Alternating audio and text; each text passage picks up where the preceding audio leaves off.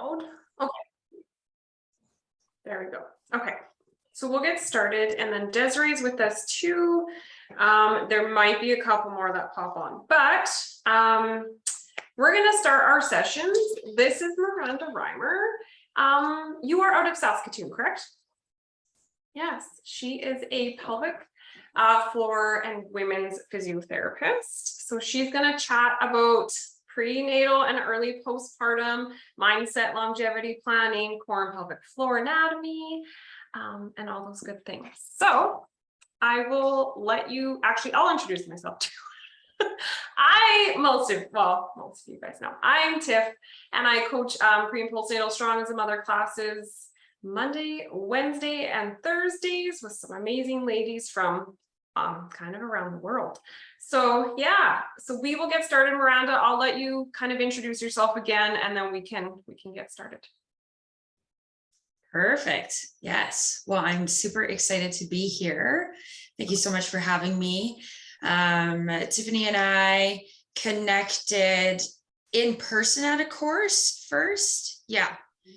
And then I've reached out to her quite a bit, asking for guidance and support on my own journey, but then also on my professional journey of helping others. So it's great to be here and providing information to ladies that you work with and support. It's always fun to jump into different communities and be connected, right? And we can do that virtually. So yeah, I was just thinking, what is fun to share about me? Yeah, I mean, outside of being a physiotherapist, I really enjoy just connecting with others and doing that in ways that we're moving our bodies. I've always been like a movement enthusiast, I call myself, so always willing to go and try things with people. And so what brought me into the world of pelvic health first, and then that exploded into just a broader view of women's health, was hearing the challenges that ladies were experiencing during pregnancy and postpartum and how that was influencing their ability to work out. And like at the time I had this all or nothing mindset. I was like, if I can't exercise or I'm going to have problems after, I'm just not going to have kids. Exercise. I had just that like mindset of like that all or nothing and just that super intense, like, yeah. And so I was like, whoa, that really hurts though, because I'd like to have a family. So I was like, let's learn about pelvic health. And yeah, took some training while I was in school, graduated, and 5 years later, I've just, taken lots of courses to support ladies and just understand across our whole spectrum of being a female, and currently obsessed with learning about our menstrual cycle. So I'm like, I'm 30 years old. I don't even know what's going on. Yeah. I'm like, I'm gonna have to like track it and do all those things if we want to have kids. So all right, let's learn. I'm gonna share my screen. Please feel free throughout the session to just pop on and ask questions. You can save them till the end, but I don't mind. Raise your hand and just shout on whatever you're interested in. Okay, I want it to be really interactive, and then we are going to put in a little bit of some movement too.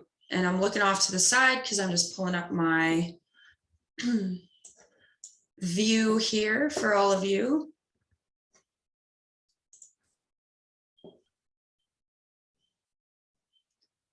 Yes, of course. Here we go. All right. So it seems that there's a number of you that are in different stages of your pregnancy. So we're going to go through some information and then also integrate some physical stuff. So I'm confident that information tonight will be really helpful for you no matter where you're at, but that's also why I want you to pop on and ask questions so we can make things even more individualized for you. Yes, I'll pause it here if you want to pause it if you're watching the replay. But as I shared about myself, lots of sports, lots of activities, and something that I think is so important, and I'm definitely really confident and excited that you've all found Tiff as well, is she's going to help you across the whole entire spectrum of what exercise can be, and that entire spectrum of intensity. And that's something that's really important to me, is that, and I think it's so powerful when you have someone that you're working with that understands that whole spectrum, right? From high all the way to low. All right, so whether you're starting or continuing to exercise during your pregnancy, there's some information that I want you to always be aware of. And then, of course, this is also going to transcend your postpartum experience. Exercise can evolve with you. Okay, so we're going to go through a little bit of some reflection questions really quickly, just to help you figure out where you're at in terms of your relationship with exercise, your attitudes, and your mentality towards it.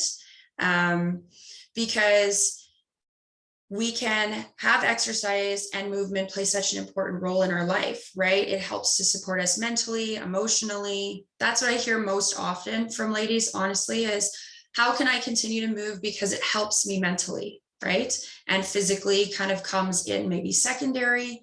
And then it's so powerful for us socially. So even though you might find that movement is going to change for you, there's communities out there for you, and you're already connected in with an absolutely fantastic one. So, but please always, always, always remember that exercise can evolve with you. You do not have to fit in this box of what exercise is. We can manipulate it, we can modify it, we can make it exactly what you need it to be. So on that note, we're just going to pause for a couple moments. Maybe you come back to this. But when we're thinking about movement and exercise, the first thing that we are going to want to dive into, and this is something that my mentor and Tiff's mentor, Brianna Battles, always talks about, is we have to understand how we're navigating our relationship and our mindset and our mentality towards exercise.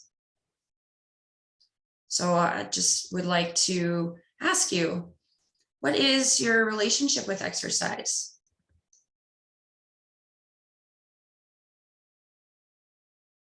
Maybe you reflect back to moments of, being a child and playing. Maybe you're thinking a little bit more about, how often you enjoy moving your body or exercising.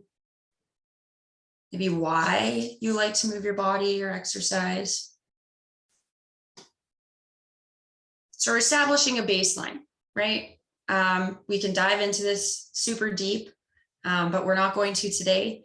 But depending on what came up for you, you might find that as you're challenged or as things change for you in how you're able to move your body, and there's different seasons that you'll transition through during pregnancy and postpartum, is that how we identify in our relationship with exercise is really going to influence what we end up doing for movement and exercise. And that's just a general statement, right? It doesn't matter what we maybe want to do, but if our relationship is solely fixated on the aesthetic side of moving our bodies, no matter what you do in some of those pregnancy times, especially later and even postpartum, your body is going through a natural change in process. And yes, we can influence that, but you're not going to, maybe see those aesthetics changes occur quickly. When our body changes so much, if we're working out to try and have our bodies look a certain way, that is going to influence potentially us even wanting to work out. Maybe we're feeling, not very motivated because what we've kind of hinged exercise on, it's not really, we're not able to do that at certain times. I would argue we're not hinging our exercise or want for movement on aesthetics purely anyways, but So understanding that our expectations are also influenced by our beliefs, and there's lots of beliefs we could have about movement. And so really quickly, this is not, and there's a lot more other options here, just some things that I put together just based on some things that I hear ladies share often a lot. But mentality is really important when it comes like towards our relationship with exercise. And then it's also important like during exercise, right? So we're physically out going for a walk, we're physically lifting weights, but then how we view exercise as a whole. So do we view it as an all or nothing or across the spectrum? Do we view exercise as something that is fixed, always has to be this way? It kind of ties in with all or nothing. Or are we open to being adaptive? Is our purpose for exercising ego-driven versus like goal-oriented? And even as I learn more about ego, we can leverage that in different ways. So ego isn't necessarily a bad thing. And then I had mentioned a little bit about aesthetics and function. Yeah. Any questions with what we've kind of gone through? Does it kind of make sense why we would bring some of these thoughts, some of these topics up? Yeah. And so as a physiotherapist, my training is built on the foundation of a biopsychosocial approach. And what that means is that we acknowledge the biology and the connection with psychology and the social aspect of that being connected together, but then also all of us being connected together. So, yeah, I feel comfortable speaking to this as a physiotherapist and at the same time recognize my scope. So, if you are coming up against some pretty strong, emotional and mental health, type questions, just know that there are people out there that can speak more specifically to that and can support you in that way. And then of course, as coaches, we're here to listen as well too. So if you're understanding where you're at, sometimes we want to also ask questions to help us maybe improve or change the direction or our outlook on something. So what might be some barriers to helping you keep moving? Right. And if you found that moving has been challenging for, maybe you used to pride yourself on how well you could move, right? How much weight you could move or how fast you could run, maybe how long you could go for a bike or a walk. Those are good things. We also want to recognize those performance-based goals and also some of those like function goals and how that might influence us depending on where we're at, right? And other barriers might be like time. Maybe you're finding during your pregnancy, you're feeling more fatigued and you don't seem to have maybe as much energy. So that hour-long workout that you've always done for the past like 10 years, 4 times a week, 2 times a week, what do you view about that? Can we change that and, still have something good? Maybe you've been able to keep your workout routine throughout your pregnancy. Your world is going to change. And it sounds like there's some second-time mamas, pregnant right now and already have some kids. You know how much your routine can change after a little one comes. So, kind of evaluating what might be some barriers and what are maybe some things that you could try changing and what supports do you have? If you know you're going to want to maybe start moving your body around 3-4 weeks postpartum, what does that maybe have to look like for you and how can we make that happen for you? All right, fun. Learning about ourselves. And, these thoughts, these comments that come up for us, we're not expecting to break through some of those, maybe challenging or biases that we've had for a while. It's a learning process, right? So I know we just skimmed over that. And at the same time, we could go so deep into it. So just opening that door for some reflection, and allowing you to take it where you want to go with it. Yeah. So we are going to switch really quickly. And so what I'll do too is talk a little bit about and kind of layer in some afterbirth information with this too. It's not going to necessarily be on the slides. It's a little bit more geared towards pregnancy. However, there are lots of similarities. I almost view like this downwards U, and here's pregnancy going along, and you know, you would kind of deload over time. I don't know why, I just envision it as like a downwards movement, right?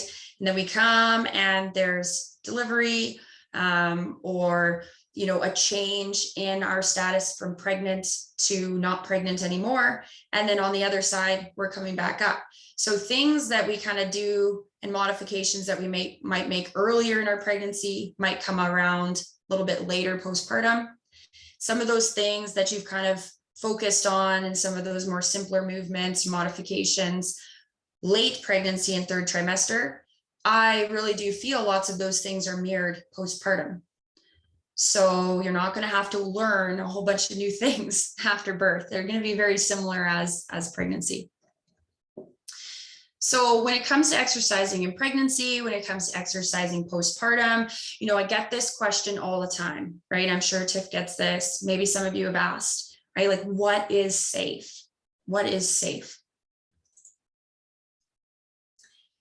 And so I love this sentiment. This is inspired by Anthony Lowe. He is, again, one of me and Tiff's mentors, and actually, I think the course that brought us together to meet. And so when it comes to movement, when it comes to exercise, how we do the movement is going to be potentially more important than what that movement is or what that exercise actually is. Okay, so how we're doing something, our approach, our strategy. And, you know, this, I think, opens up this world where we don't have to be navigated by what's good and what's bad, right? We don't have to label movements as those things, right? Crunches are not evil. You could do crunches postpartum. You could do crunches in pregnancy, right? But at some point, that movement may become more or less appropriate depending on what's going on. And that segues me into saying, yes, how we do an exercise is important, but the what also does matter. Because at some point, no matter how much we try to adjust a movement, how much we work on managing our pressure inside our core, which we're going to talk about and go through really shortly. At some point, we're not going to maybe be able to make that exercise appropriate as we want it to be, right? You could do crunches your entire pregnancy for sure. At some point, it'll probably feel quite uncomfortable, right? You might not even be able to do much of the movement. And then postpartum, you can definitely do them. We want to just be screening for symptoms and things like that and seeing what's going on. Okay. So when I say how we do the exercise is important, I also like to follow up and say like that, what that exercise is also important too. Right. Yeah. Any questions with that? This, very simply put, like this statement shook the pelvic health world, like the women's health exercising world, right? Because for so long there was good and bad, and now there's like, it depends, and it's fantastic. Yeah, I see some people are like shaking their heads, they're smiling, they're like, okay, this means maybe I can, you know, continue to ride my horse, you know, right? Like that, maybe this means I actually can continue to run, or I can continue to lift weights, right?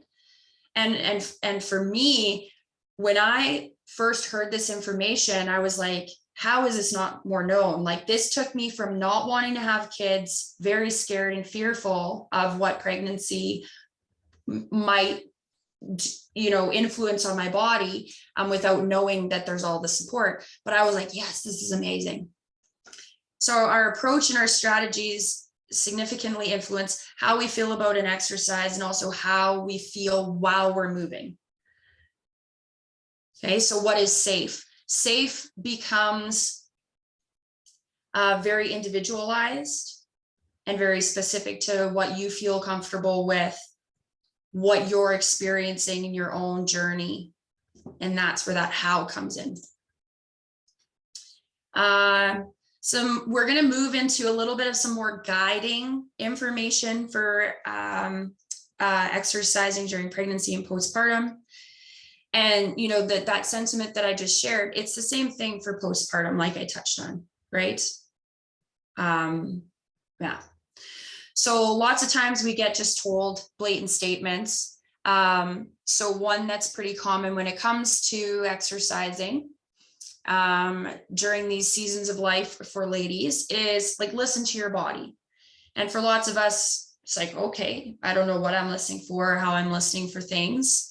And if you come from an athletic background, you're maybe really used to listening to things in your body and hearing things, but maybe really good at pushing things aside.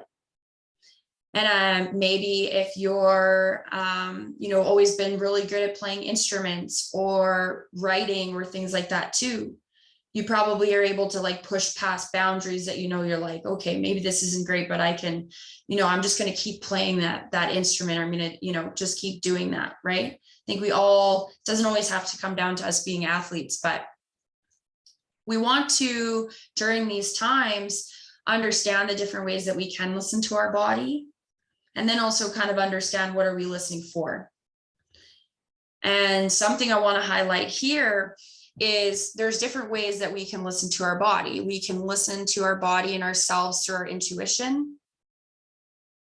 That like quick feeling in our body, or everybody experiences it differently, but that like innate wisdom, right? And we all have it. It's just how well we are attuned to hearing it.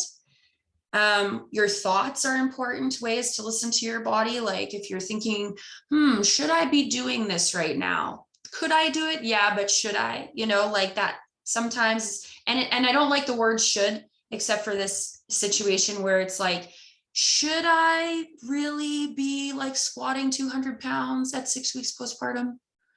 You know, I used to do that before, but you know, if you're having some of those like second guessing thoughts, it's not that they're wrong, but it's just encouraging you to listen, to just check and see, okay, what's coming up here for me.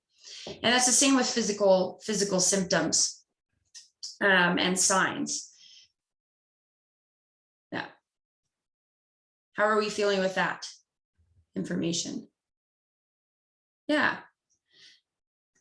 And so when it comes to more of the physical stuff, medical clearance and monitoring in collaboration with your provider is super important. So that's, you know, there's benefits for going to follow-ups with your providers, learning more insight about your blood pressure, right? Learning more about how your body is supporting your fetus, your cervix, things like that, right? Getting that medical clearance from your doctor and saying, okay, yeah, you know what? Things are good. You're able to, you know, move and exercise throughout your pregnancy. And then also that 6-week appointment is really important. And at the same time, it also isn't that definitive appointment for saying, okay, you're good, you're cleared to do pre-pregnancy things. It's very much like a green light to start integrating back into things and working on moving towards, you know, those fitness endeavors. Yeah. And then you might also receive guidance from specialized professionals to help you understand things that you're hearing in your body. And like we're talking about, other things to listen for in your body specific to movement and exercise. And this is also comes into day-to-day movements as well. Yes. So in terms, this is always important. I never want to skip over, you know, some of these fundamentals of the physical things that are so important to listen for and be aware of in our bodies. And I really like to think of things almost like red lights, yellow lights, green lights. I'm just a very visual person, kind of helps me chunk things up. So when it comes to exercising during pregnancy, and we'll talk a little bit about after birth as well, you know, if we're having signs that you know, are sharing with us that we're maybe having some bleeding, that we're having, you know, troubles with our breathing or catching our breath like significantly while we're moving or exercising. If we've had cervical checks or placental concerns, you know, some of those things I wouldn't say become like a red, like a hard, you can't do anything. Cause I think even people who are on bed rest, we need to be doing some movement and we can scale that.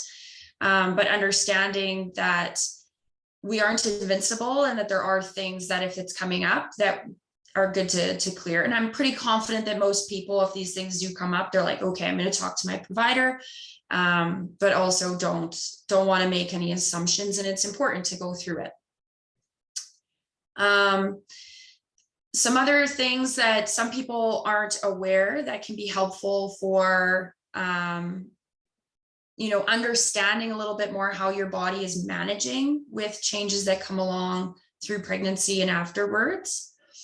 Bowel and bladder symptoms, whether it's challenges with control, maybe that's letting go of, but also holding in of pee, poop, or gas.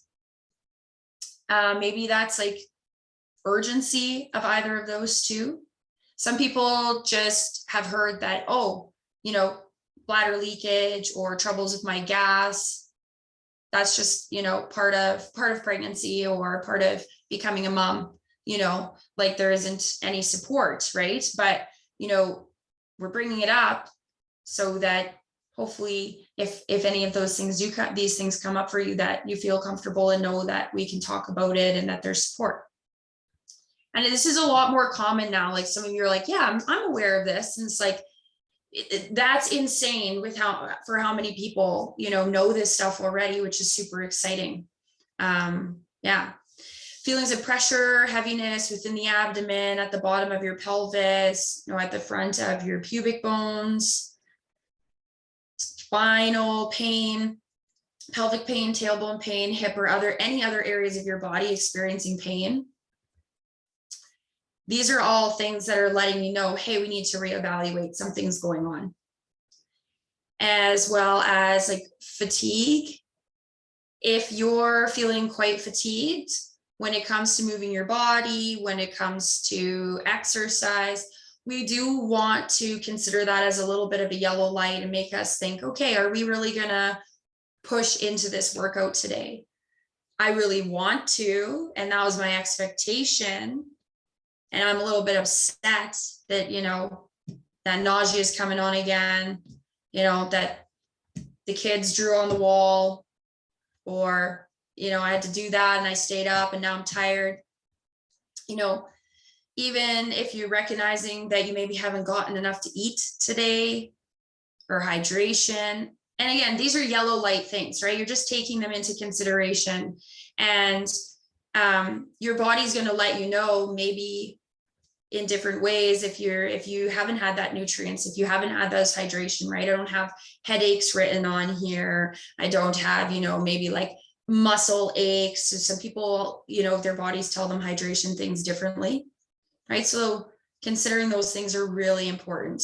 And in the times of pregnancy and afterwards, we need to make sure that you have enough energy to support your basic, most important, fundamental things, right?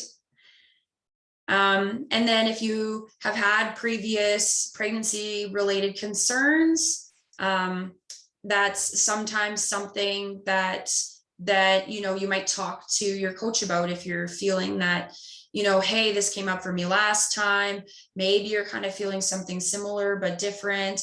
It's really good to, you know, bring that out and talk about that right away, so that, you know, you're making adjustments in different ways. It's kind of a big mismatch or not mismatch, but like a big, like clumping together of different things that you might hear in your body, and how that might influence our approach to movement and exercise. And so if you have these things come up, you know, you can go to a physiotherapist and they can help you depending on kind of what information you're looking for. But Tiff is also very, very good at, and she will help you navigate, you know, how can I modify this movement so that I'm not having that pressure, right? How can I modify this workout because I'm feeling really fatigued, but I still want to move my body, right? So you don't have to go very far to find that good support, and trust that you've got lots of good stuff in here. If you're having troubles with something, listen to yourself and bring that awareness, because chances are you'll understand how you can change that and make that exactly what you need it to be in terms of that movement.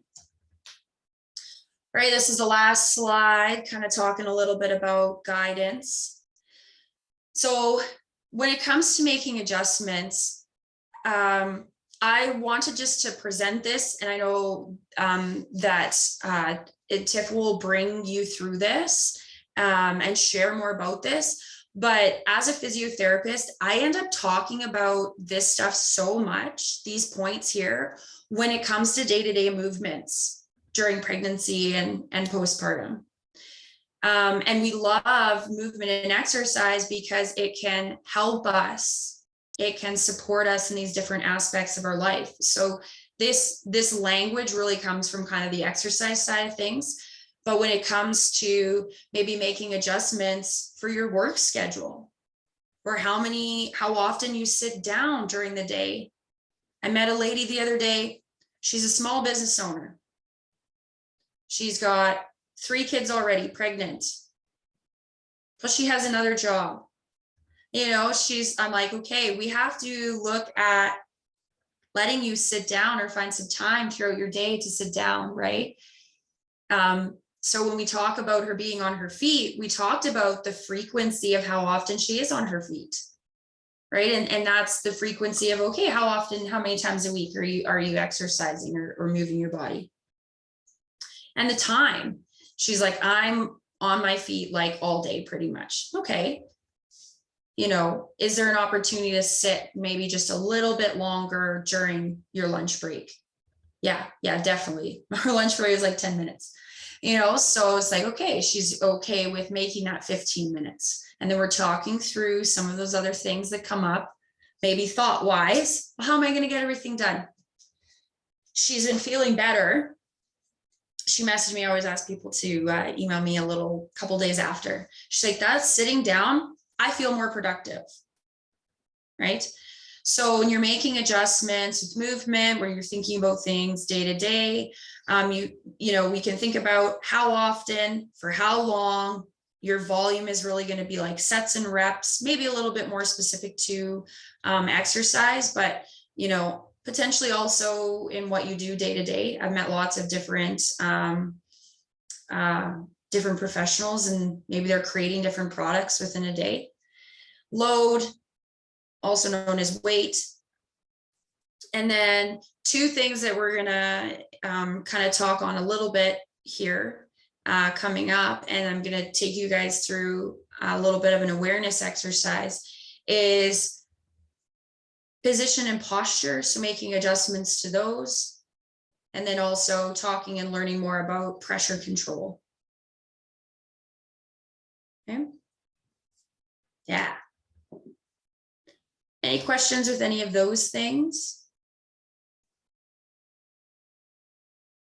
So far, so good?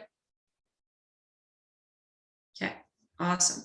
So we have been engaged for 30 minutes, which is great. Before we move on to the next little section though, what I'd like you to do is, if it's not going to take you too far of, you know, your comfy place, you know, maybe you just want to stand up for a moment, do some, you know, like little side to side, just kind of some hip shifts, maybe taking some deeper breaths. Maybe just doing some really small hip circles, noticing how that changes the pressure in your feet as you kind of go around the world, switching directions. And then just take a moment to settle into your feet. You can't really see me, but that's okay. As long as you can hear me. So take a moment to just settle into your feet and just bring some awareness to where your pressure is in your feet. Not that we're looking to change it or anything, but just being mindful of our connection with the ground. And then some shoulder rolls. Reverse directions. Feels nice, just these small, subtle movements. And then just go ahead and open up your arms nice and wide. Then give yourself a hug. Open them up again. Switch the top arm for another hug. And then if it feels good, you might actually kind of open that up a bit more and let it just flow. And then just bring some rotation. It's okay if you want to lift the heel of the foot you're rotating away from. Let yourself just kind of sway, swing. Good. Feet maybe a little bit wider apart, as long as you're feeling okay for this. If not, don't fold down all the way. Maybe just put your hands on the top of your legs, but go ahead into a forward fold. Let your head reach down, your arms reach down for the floor. Maybe you're swaying your hips side to side. And then when you're ready, just come in and rolling back up into standing. Okay, we are going to go through one more thing before we get talking about core mechanics. So find yourself in a comfortable seated position.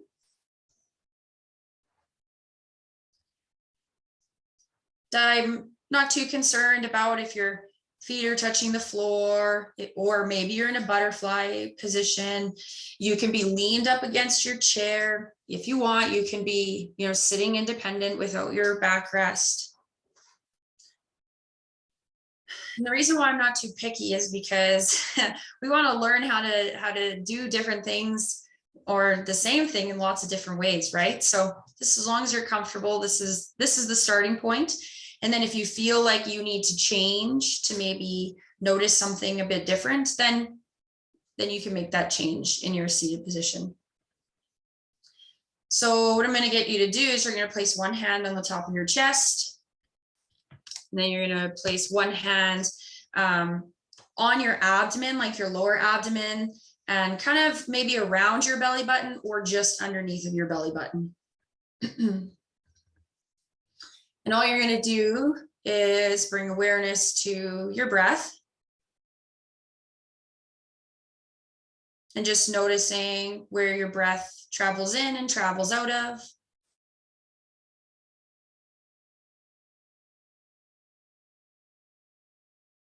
Maybe noticing what happens when you breathe in. Is there expansion? Is there feelings of constricting? What happens on your exhale? And so what I'm going to get you to try, I'm going to be a bit more directive and guide you through a little bit of a core awareness exercise here. So as you breathe in, we're going to think about our breath in is filling. So when we breathe in, we're filling. We are going to look for expansion on our breath in. So you're going to breathe in and see if you can rise up that top hand. And then when you breathe out, that air is coming out of you. So there's going to be a natural recoil after that expansion. And so these breaths, we're not looking for maximal, huge, filling up 100% breaths. Okay, I don't want anybody to feel lightheaded, and it's just, we're going to go through a number of breaths. Okay, so just elevate that breath in terms of volume a little bit more than what you normally would. So breathing in and seeing if you can gently raise that top hand. And then noticing when you breathe out, how you can help your chest lower down.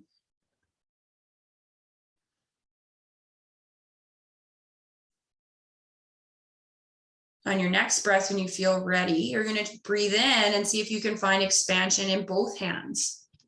The hand that's on your chest and that hand that's on your abdomen.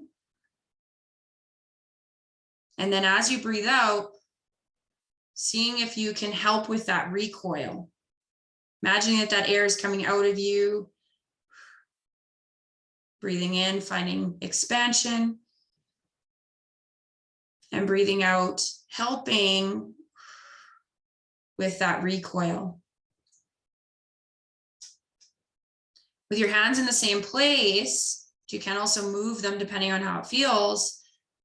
You're going to imagine your breath going into the sides of your ribs. Breathing in, finding expansion and breathing out. And just feeling that recoil. Breathing into your bra band on the sides, feeling that in the front. Breathing out, that bra band just recoils. Breathing in, layering in expansion in your bra band, your top hand, in the hand on your front of your abdomen.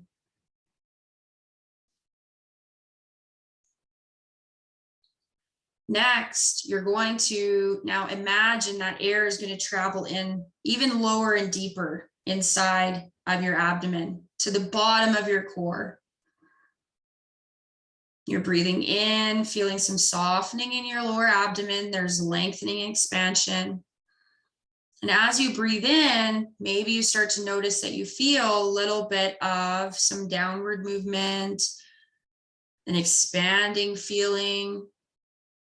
Maybe you feel around your anus soften a little bit.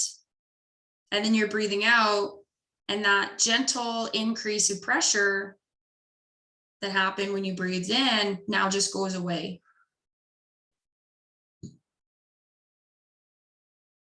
One or two more breaths here.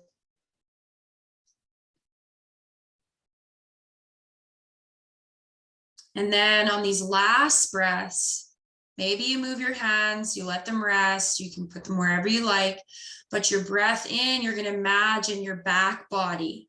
If you're touching the surface of a chair, if you're sitting independent, you're imagining the back of your rib cage, that back area of your bra band, and even into your low back, finding expansion and recoil.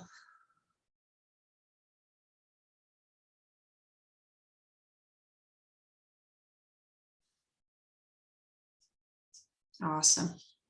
Take a moment. Maybe you kind of just move side to side. Release your hands. Anybody want to share what they felt? How they feel now? Whew, I feel calm. So you just brought awareness to your entire core system. And more of your core system, I would say, that's a bit more responsible for kind of some of that postural control, kind of our deeper core unit, but as well as, you know, all abdominal muscles, pelvic floor, diaphragm, smaller muscles in between, our vertebrae of our spine. And when it comes to exercising during pregnancy or postpartum, our core experiences significant changes. And there's probably a couple of you like, yes, I know that. Like you stated the obvious. And maybe some of you are earlier on your journey and you're maybe not noticing too many changes. End of the day, pregnancy is going to change our core, our abdomen, our trunk, kind of whatever we want to call it. And so bringing more awareness to the area of our body that's going to change so much. is really helpful, right? If you know, and I'm preaching to the choir because you're on this call, right? But if you know you're going to have a surgery, you usually prep for it, right? And not that, you know, pregnancy is an injury and postpartum or things like that, or surgeries.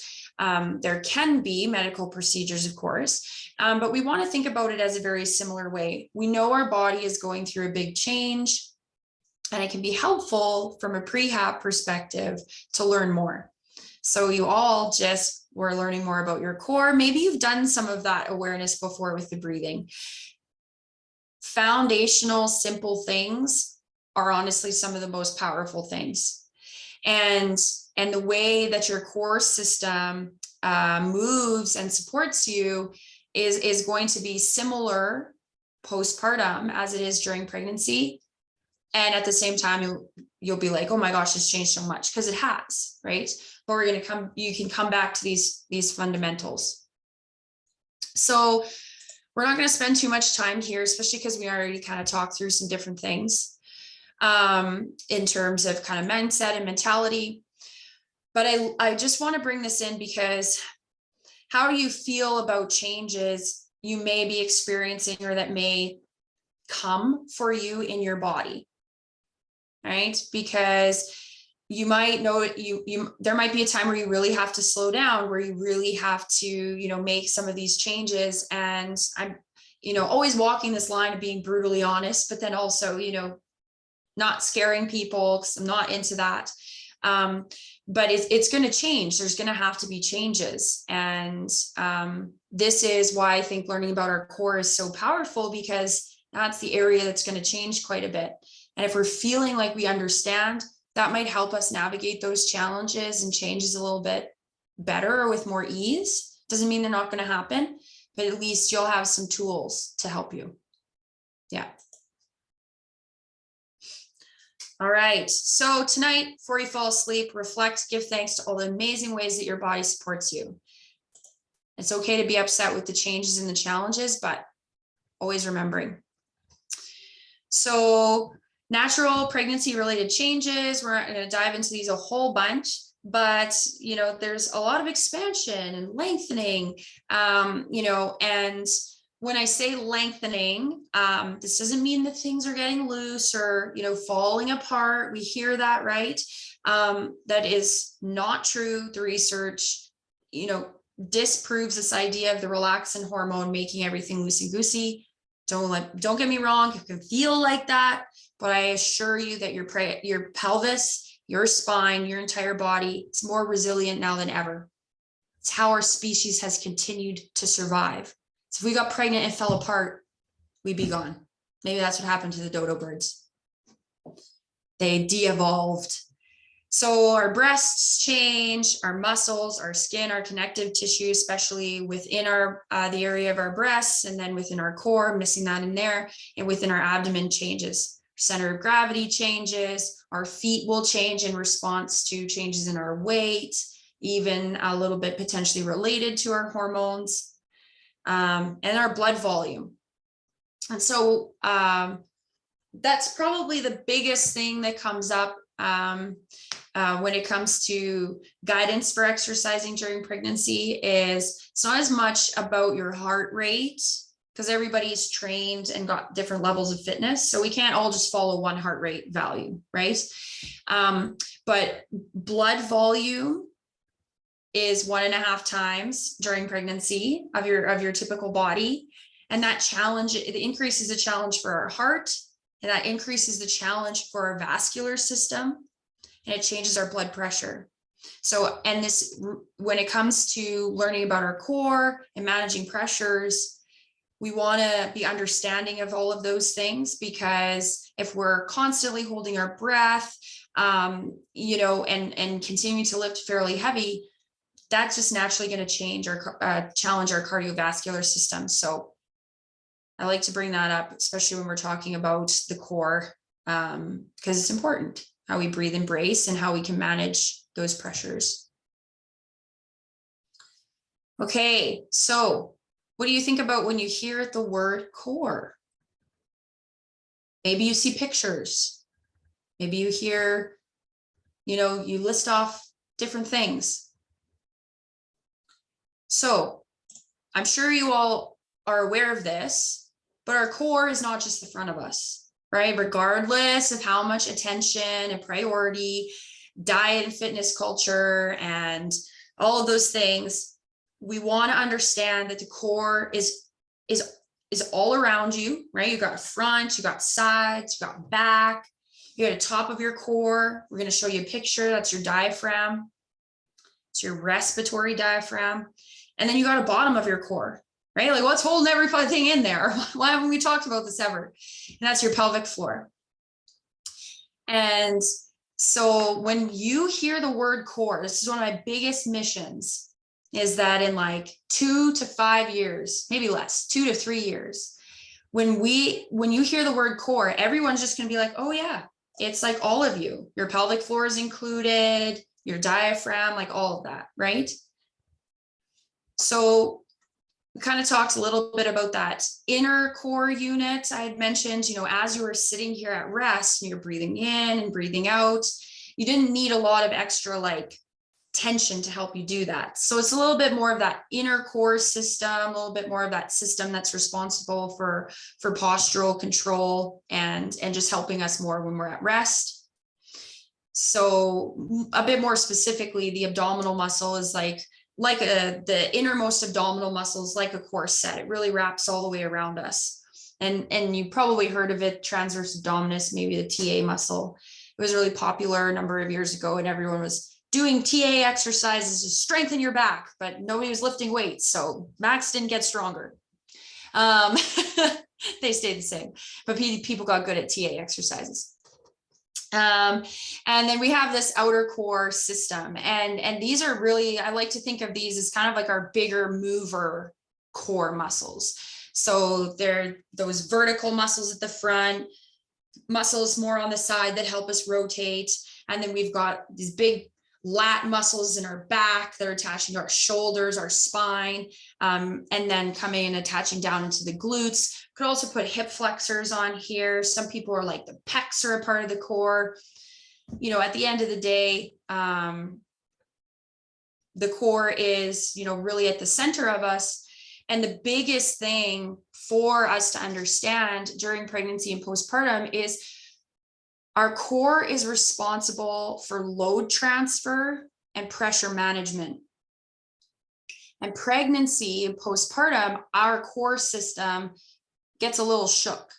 And sometimes we have signs or we have symptoms that let us know that our core is having maybe some troubles with load transfer. And so what that means is if you're standing on 2 feet, you were just standing on 2 feet, you're shifting side to side.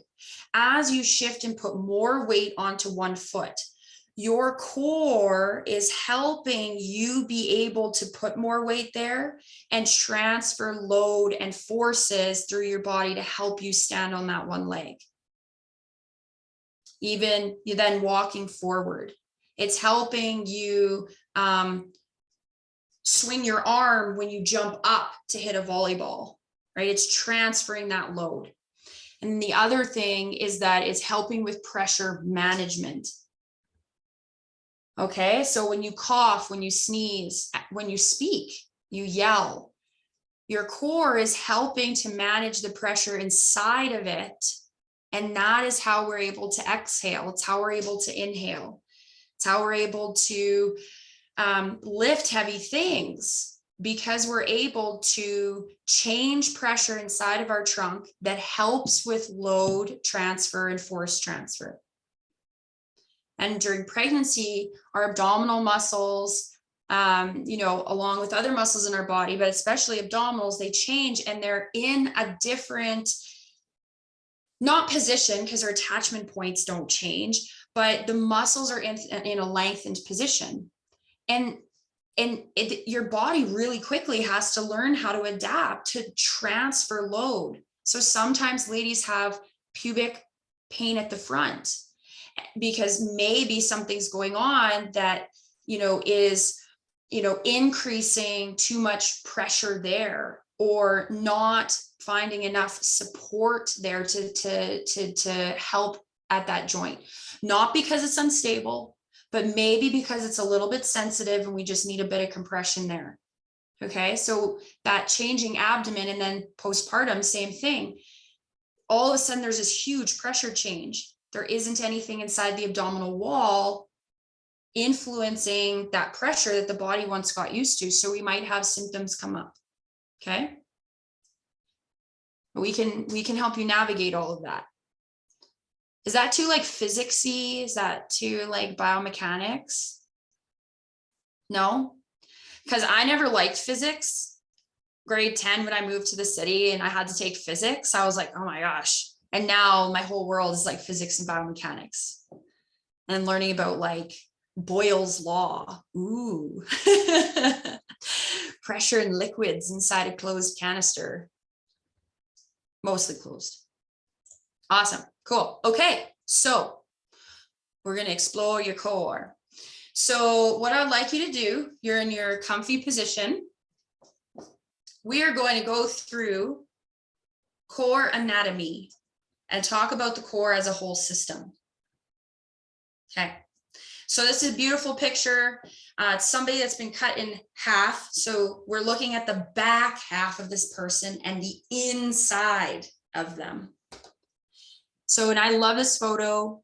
Maybe you'll watch the replay and pause it, but you can see how all of these muscles are so beautifully integrated and intricate in our core system, and the beautiful pelvic floor at the bottom.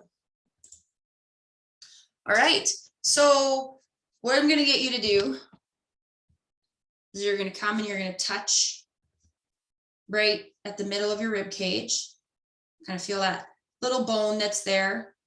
And you're just going to feel underneath your ribs, down the front of you. So that's this muscle running up and down is our rectus abdominis. We've got this seam in between those muscles where all of our abdominal muscles are coming. Maybe you've noticed changes there. We're not going to dive into that too much, but this area is meant to change. It's an adaptation. It's okay to have separation. Okay. We can help you find as much strength as you need and you want there, regardless of what it looks like. But we can also talk about what it looks like too. Okay. And then you're going to come off to the sides. And now here's where your obliques are. And these are muscles that help our core rotate and kind of come and do things like this. You know, our bicycles, we like those. Okay.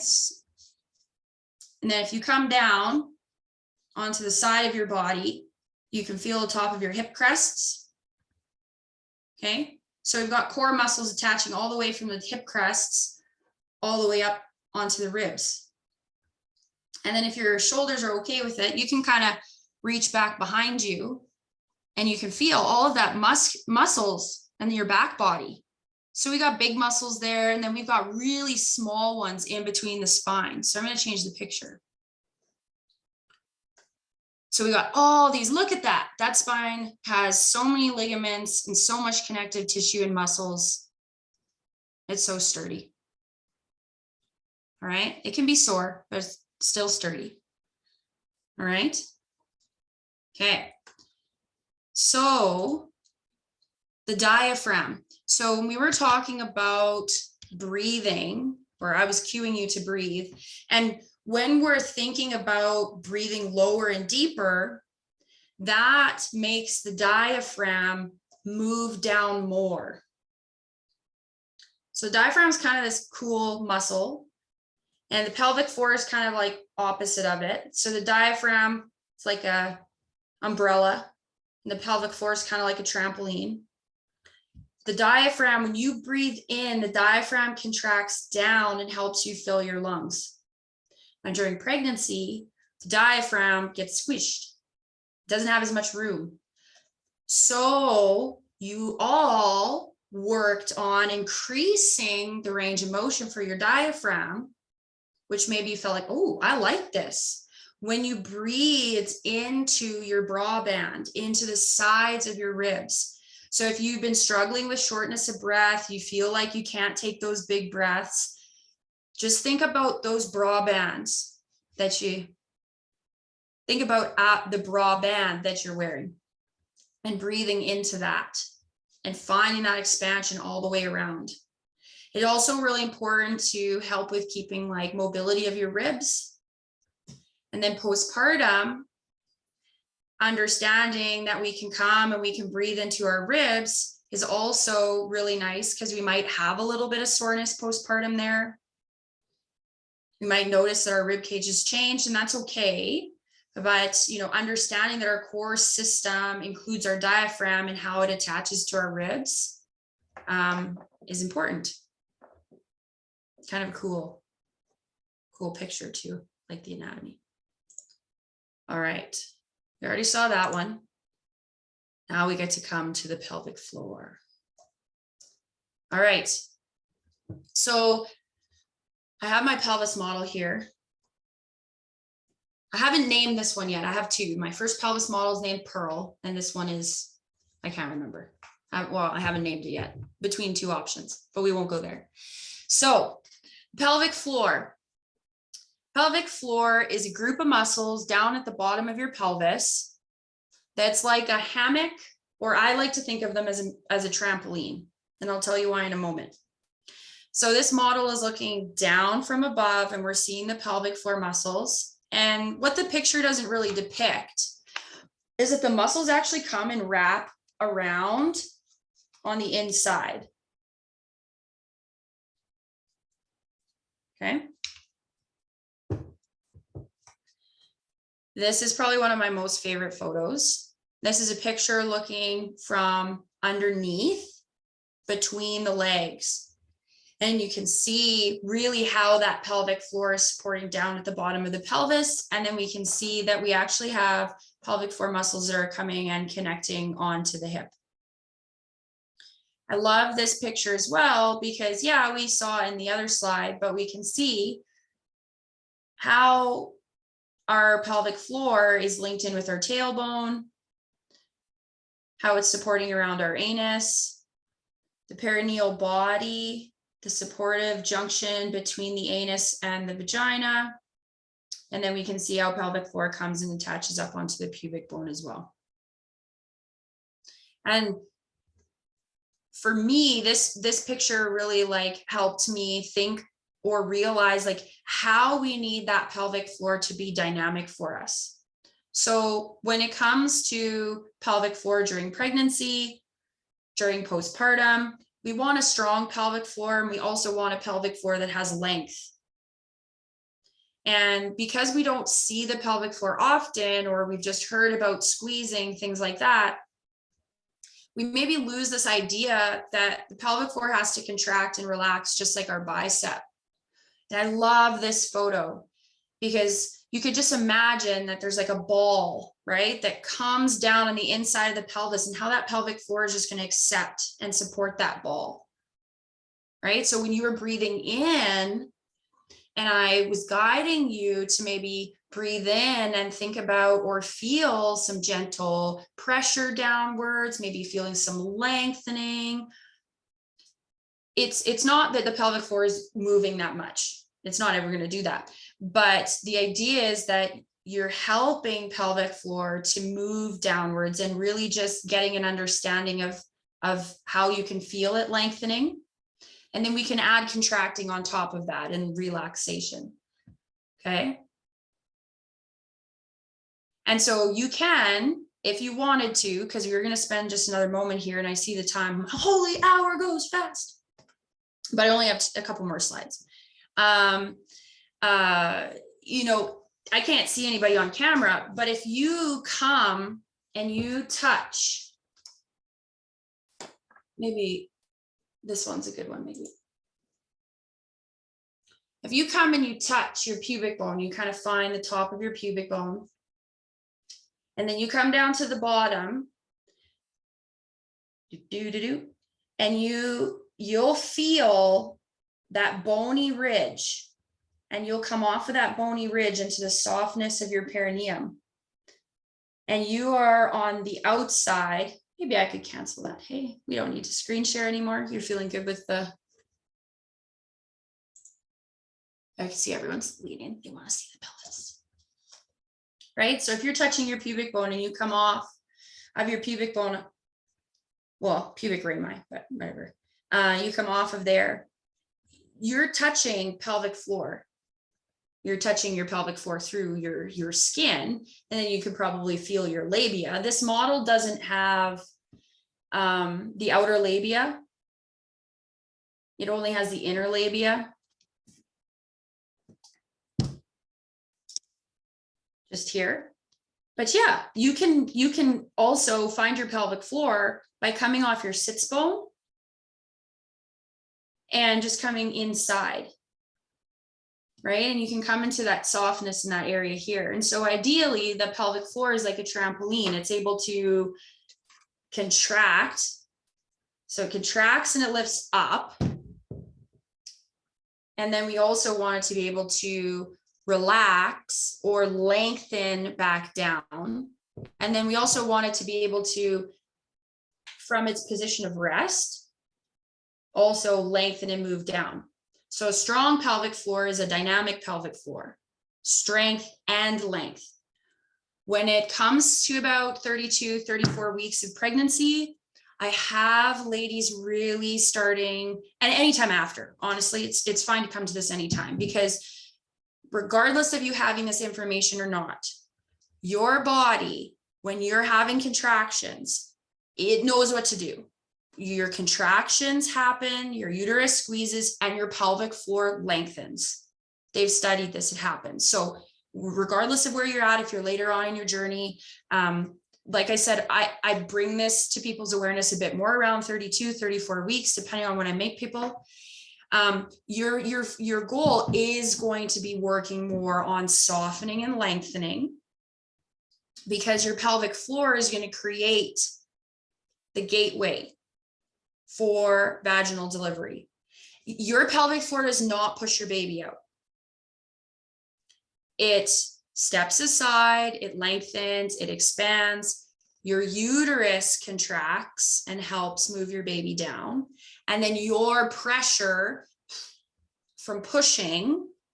So if you all just sit here right now and you hold your breath and you kind of push down, thinking about trying to push pressure or something out your vagina, right? That's called bearing down. Bearing down is a spectrum. So I did cue you guys to breathe in and maybe think about gentle pressure, versus maybe I'm pushing down, I'm straining pretty hard. So that's very quickly, like I'd said, the contractions of your uterus are helping to move your baby down. And then your pressure is helping on top of that, and pelvic floor is lengthening. We can also create pressure downwards when we're breathing out. So you could try that too, right? Those are two different types of pushing strategies, just really simply and briefly, right? We don't want that coming up if we're lifting weights, right? When you're lifting weights or exercising, if you're like, and you're pushing down, we don't want that, right? We want that pressure well distributed. I was just bringing up the pushing because that's what helps your baby move more towards your vaginal opening. And then sometimes they're not able to come through and they come abdominally. I like to talk about that too. C-sections don't get enough attention and information and sharing. But yeah. And then postpartum pelvic floor. I don't think about delivery as an injury per se. And at the same time, if we think about what happens, the pelvic floor muscles are strained. What happens when you strain your hamstring or a muscle, your muscle is lengthened really intensely and kind of fast, right? And pelvic floor is in a lengthened position, lots of times, sometimes fast, depending on what's going on, sometimes prolonged. Either way, those muscles are changing. They're lengthening anywhere between like 6 to 8 times their length. It's quite incredible. So postpartum, that's the reason why we want to come back to like day-to-day movement very, conservatively.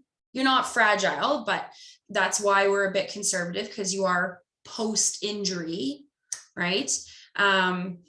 And then of course your abdomen too, right? Went from a very lengthened position, and now, you know, it's regaining tension. It has to learn to work differently. Yeah. Okay, that was a lot. That was like what the pelvic floor does and how it helps us. Then we talked about birth and then everything. Questions with that? Are you hoping for some other information? Yeah. So I think the biggest thing with the pelvic floor is if you hear people talking about your pelvic floor needing to be strong, be like, yeah, but we also need to be flexible. So that's probably one of the biggest things is we have to remember that our pelvic floor is like any other muscle in our body, any other muscle, right? Strength, length, coordination, hydration, proper nutrition, all of those things are going to influence your muscles. Sleep, stress, our feelings, all of those things. Yeah. All right.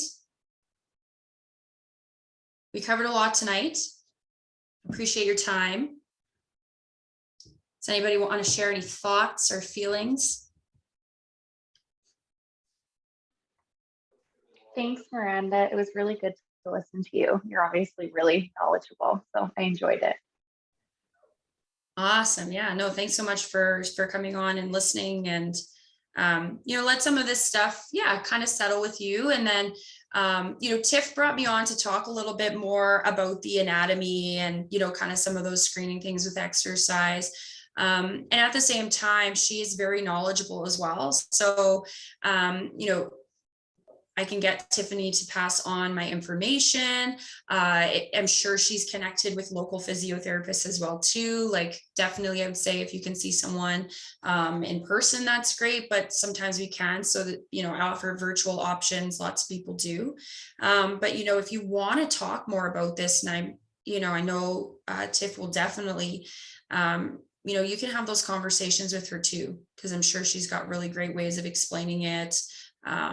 You know, and helping you then take this information and bring this awareness of your core, of your pelvic floor, these different ways of breathing into your, you know, your exercise, and you'll find that that transfers over very nicely to day.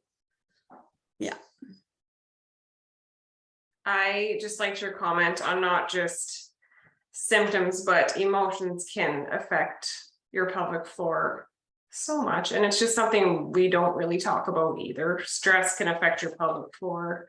Yeah, emotions, stressful situations in life, work. Yeah, they can really, yeah, emotions can affect your pelvic floor more than I think we talk about. I think we talk about a lot of yeah, like urinary incontinence and things like that, but emotions can, yeah, worry, stress. So that was a good point too. Mm-hmm. Yeah. It's so interesting. You know, everyone always talks about carrying stress in similar areas, especially like into your neck and your shoulders. And what we've actually, what they have found in the research is that there's this crossover and the sharing of innervation of our, I'm pretty sure it's in through your vagus nerve. I'm trying to remember which one, but anyways, when we are stressed, like mentally and emotionally, and how that influences our brain, the nerves that are in and innervate in through our neck and our shoulders are also connected in with the nerve that's running to and from our heart. So we all carry stress and things here, because there's actually a basis for physiology that when we are in those heightened states, that this is an area that also refers and becomes excited. Yes, it's very new, and it's super cool to really have more of this information coming up and speaking to not just what we're feeling in our body, but how we're feeling about our body and those thoughts and things. Yeah. Yeah, Yeah. so Desiree has a question. Is that okay if we dive into that really quick? Yeah. Yeah. 8 o'clock on a Sunday. I'm good. If anyone needs to go, that's okay. But yeah, I'm good to stay, so we can delve into anything. Yeah. Yeah, give me a time cap though. Yeah, because I'll be like, oh, You 10 got 4 o'clock on a minutes. Sunday. Yeah.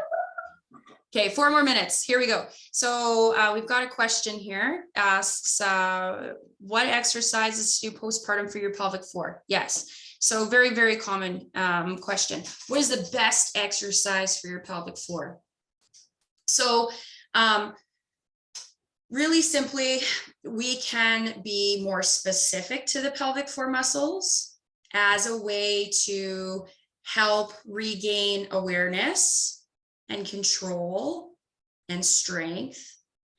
And then we can also be more general and have maybe more whole body movements or whole body exercises that then help take that awareness and layer in coordination and reflex.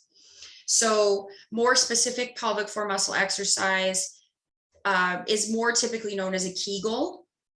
So you're consciously contracting and relaxing your pelvic floor, various degrees, 50%, 75, 100, or maybe a 50% squeeze with a bit of a hold. So there is value to specific postpartum Kegels, right? Always squeezing and relaxing, or else we get stuck here, right? So that would be like if I hurt my bicep, I would do some bicep curls, right? That's specific, a bit more specific to my bicep. So we could do Kegels or pelvic floor muscle exercise to help that. Then we're also going to layer on more whole body movement. So for example, a pull down or a pull up, I am using my bicep, but I am also using muscles of my shoulder, my forearms, and that bicep is getting stronger, getting more coordinated in this bigger movement. And so, for example, postpartum, you might start with glute bridges. You're laying on your back, your knees are bent, you're lifting your hips up and down, while you're also bringing awareness to the rest of your core, pelvic floor, abdominals, maybe the position of your pelvis. You feel that in your back a bit differently. Yeah. Okay. Hopefully that makes sense and explains a little bit more. So yeah, postpartum, I typically recommend specific exercises as well as whole body ones. And the same thing within pregnancy too. Yeah. We're just looking at why are we doing those specific exercises? What's the goal? And the goal is never to have you do hundreds of them. I would never give you hundreds of bicep curls. So we don't need to do hundreds of Kegels. We also don't need to do hundreds of glute bridges. Yeah. My cat's just outside the door. I'm gonna let him in. Desiree, do you want to just mention if that was good for? Okay, yeah, good. You were like, right Yeah, on thank time. you. It was perfect. Perfect. Yeah, my 4 minutes are up. You did it. Woo! We did it. Yes, that was very good. Yeah, that was a great one. So next time we will talk about early postpartum. Is that what we're going to get into next time? Yeah, we can definitely get a bit more specific with postpartum. And then I was thinking the next one too, we would have a little bit more of some movement. There's a couple of different movements that I think are really powerful for us to look at during pregnancy, but then also postpartum. So no, we don't need a lot of room for that. If people are okay with being on the floor, that's all. We just need a little bit of space for that. And then we could also get a little bit more specific, and I could guide you through some more specific like Kegel exercises and even explain that a little bit more, especially if ladies, you feel like you want a little bit more specifics on pelvic floor. But I think it'd also be good to talk about like postpartum abdominal wall changes and things like that too, maybe Tiff. So Yeah, that's there's some major misconceptions too on lots of the abdominal stuff and the Kegels too. It's really nice because I hear a lot, like not in my class, but outside of my world. I leave my house sometimes. Like everyone says I need to do my Kegels, but it's like, well, it's just like exercise. It's very specific, right? What the Kegels look like, what you need to work on personally, the tone of your pelvic floor and everything else. So it's very nice to have a specific path instead of just, I need to do my Kegels. Well, what, you know? Yeah, exactly. Yeah. So, yeah, ladies, you can talk through Tiff and just let her know if there's, you know, kind of more things, but I feel like kind of what we've just talked about is like a nice continuation as well. But we want to make sure that you're getting the information that you want. So send feedback, topics, other questions, anything like that to her, and we'll clear anything up and elaborate in 2 weeks. Yay. Okay, well, thank you so much for coming on. Thank you, ladies, for coming as well. And we will continue this discussion in 2 weeks after Thanksgiving. Awesome. Thank you, guys. Have a good night. We'll see some of you tomorrow. Okay, thank you. Okay, we'll end this. Oh, stop recording. Yeah.